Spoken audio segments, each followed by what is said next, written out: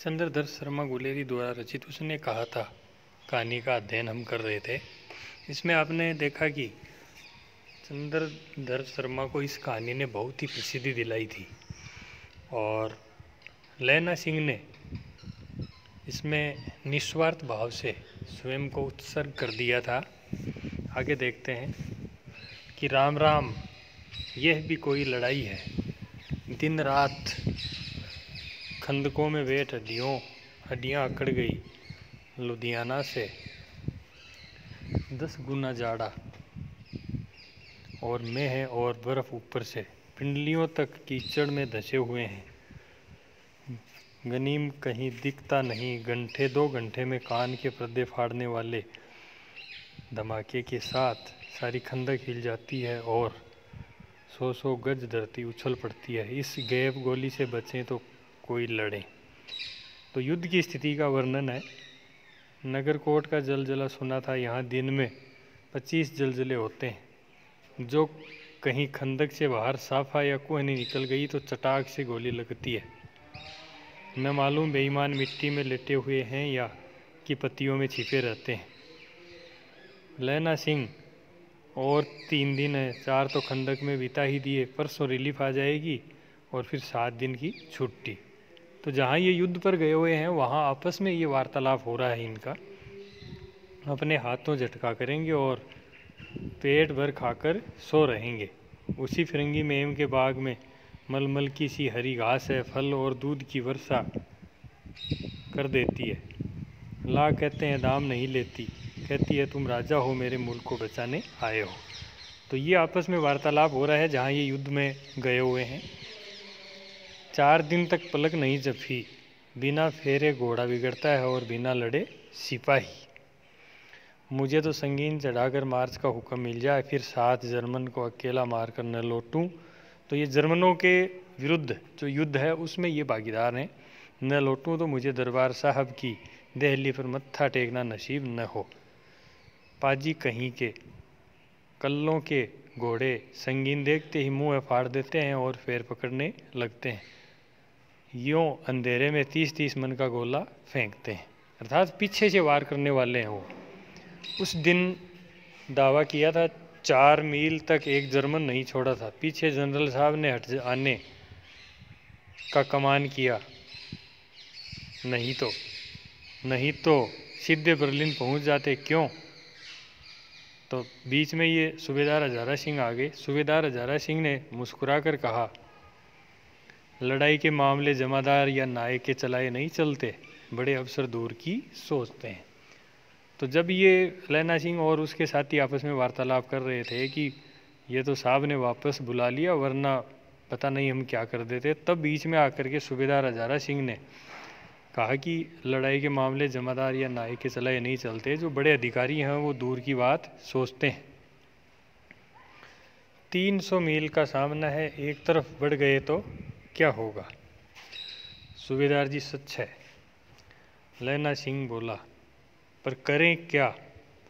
हड्डियों में जाड़ा धंस गया है, सूर्य निकलता नहीं और खाई में दोनों तरफ से चंबे की बावलियों के से सोते झर रहे हैं। एक दावा हो जाए तो गर्मी आ जाए। तो लैना सिंह के इस कथन से आप समझते हैं कि उसमें बिल्कुल भी कायरता नहीं है, निडरता का भाव उसमें कूट कर भरा हुआ है। तो उसने कहा कि एक दावा हो जाए तो गर्मी आ जाए। उद्यमी ऊठ, सिगड़ी में कोले डाल, वजीरा तुस्सी 4 जने बाल्टियाँ लेकर खाई का पानी बाहर फेंको। तो वहाँ अलग अलग लोगों को ये काम सौंपा गया। महा सिंह, शाम हो गई है, खाई के दरवाजे का पहरा बदल दे। ये कहते हुए सूबेदार सारी खंदक में चक्कर लगाने लगे। वजीरा सिंह पलटन का विदूषक था, मतलब हंसी मजाक करने वाला। बाल्टी में गंदला पानी भरकर खाई के बाहर फेंकता हुआ बोला, मैं पादा बन गया हूँ, करो जर्मन के बादशाह का तर्पण। इस पर सब खिलखिला पड़े और उदासी के बादल फट गए। तो युद्ध की इस खतरनाक स्थिति में जब वो आपस में हंसी मजाक कर लेते हैं तो उनका थोड़ा मन हल्का हो जाता है। लैना सिंह ने दूसरी बाल्टी भरकर उसके हाथ में देकर कहा, अपनी बाड़ी के खरबूजों में पानी दो, ऐसा खाद का पानी पंजाब भर में नहीं मिलेगा। हाँ, देश क्या है, स्वर्ग है। मैं तो लड़ाई के बाद सरकार से 10 घुमाव ज़मीन का माप, ज़मीन यहाँ मांग लूँगा और फूलों के बूटे लगाऊँगा। तो आपस में हंसी मजाक का ये संवाद हो रहा है, जिससे थोड़ा वातावरण हल्का फुल्का हो जाता है। लाड़ी होरा भी यहीं बुला लोगे, को भी यहीं बुला लोगे, यहीं वही दूध पिलाने वाली फिरंगी में, यहाँ वही चुप कर, यहाँ वालों को शर्म नहीं। देश देश की चाल है, आज तक मैं उसे समझ न सका कि सिख तंबाकू नहीं पीते। वह सिगरेट देने में हट करती है, होठों में लगाना चाहती है और मैं पीछे हटता हूँ तो समझती है कि राजा बुरा मान गया, अब मेरे मुल्क के लिए लड़ेगा नहीं। अच्छा, अब बोधा सिंह कैसा है? अच्छा है, जैसे मैं जानता ही न हूँ। रात भर तुम अपने दोनों कंबल उसे उड़ाते हो और आप सिगड़ी के सारे गुजर करते हो। तो ये त्याग कौन कर रहा है? लैना सिंह कर रहा है। आपने देखा, किसके लिए? बोधा सिंह के लिए। और बोधा सिंह कौन है? सूबेदारनी का लड़का। और ये सूबेदारनी कौन है? वही लड़की जो बचपन में एक लड़के से मिली थी, और वो लड़का है लैना सिंह। उसके पैरे पर आप पैरा दे आते हो, अपने सूखे लकड़ी के तख्तों पर उसे सुलाते हो, आप कीचड़ में पड़े रहते हो। नहीं तुम न मांदे पड़ जाना, जाड़ा क्या है, मौत है, और निमोनिया से मरने वालों को मुर्दे नहीं मिला करते। तो आपस में वार्तालाप में ही उसने कह दिया कि आप स्वयं का भी ध्यान रखें, मेरा डर मत करो, मैं तो बुलबुल की खड़ के किनारे मरूंगा। भाई कीरत सिंह की गोद पर मेरा सिर होगा और मेरे हाथ के लगाए हुए आंगन के आम के पेड़ की छाया होगी। तो इस तरह से वजीरा और लैना सिंह का संवाद हो रहा है।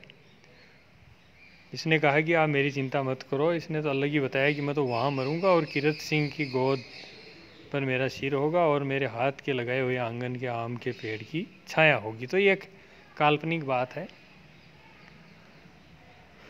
वजीरा सिंह ने त्योरियां चढ़ाकर कहा, क्या मरने की बात लगाई है, मरे जर्मन और तुर्क। हाँ भाइयों, कुछ गाओ। कौन जानता था कि दाढ़ियों वाले घरवारी सिख ऐसा लुच्चे का गीत गाएंगे। तो भी यहाँ बीच में उन्होंने कोई गायन किया, वो गायन यहाँ आपकी इस पुस्तक में है नहीं, पर सारी खंदक गीत से गूंज उठी और सिपाही फिर ताजे हो गए, मानो 4 दिन से सोते और मौज ही करते रहे। तो इस तरह से इस पूरी पलटन का आपस में यह हंसी मजाक करके, गायन करके वातावरण को थोड़ा हल्का फुल्का कर लेते थे। उससे इनका समय आसानी से गुजर जाता था। किसी तरह की तनाव की स्थिति जो भी होती थी, उससे बचने का एक ही तरीका था कि आपस में हंसी मजाक करें, या फिर ये गुनगुना भी लेते थे। जब ये गाना इन्होंने गाया, गुनगुनाया, तो उसके बाद में वहाँ का वातावरण और भी अच्छा हो गया। ऐसे लग रहा था जैसे नींद ली है इन्होंने अच्छी और मौज ही कर रहे हों और कई दिन की छुट्टियां मना कर आए हैं। ऐसी मन स्थिति इन सब की हो गई थी। किससे? उस गायन से। तो इसमें आपने देखा कि लैना सिंह और वजीरा और अन्य जो साथी हैं, उनकी वार्तालाप इसमें है। मुख्यतः है लैना, वजीरा और सूबेदार भी बीच में आते हैं। तो लैना सिंह जो है, उसकी बातों से यहाँ आपने देखा कि उनमें बिल्कुल भी कायरता नहीं है, वो निडरता दिखा रहे हैं और ये चाह रहे हैं कि एक बार युद्ध का आदेश मिल जाए, एक दावा हो जाए तो थोड़ी गर्मी आ जाए। अर्थात वो बिल्कुल भी ये नहीं चाहते कि मैदान नहीं छोड़ना चाहते, दब्बूपन उनमें नहीं है। वो जो ईमानदारी से उनका जो कर्तव्य है उसको करना चाहते हैं, ये उनका भाव है। इसीलिए स्वयं कहा कि एक दावा हो जाए तो थोड़ी गर्मी आ जाए।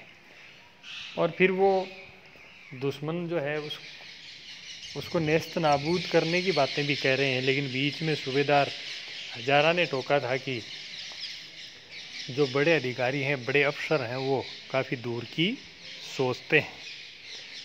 तो इसमें आपने मुख्यतः ये देखा कि ये एक इसमें ये भी कहा कि जो जर्मन है वो सीधा हमला नहीं करते हैं। सामने तो ऐसे गिड़गिड़ाते हैं, लेकिन पीछे से वो काफ़ी अच्छा वार करने की कोशिश करते हैं।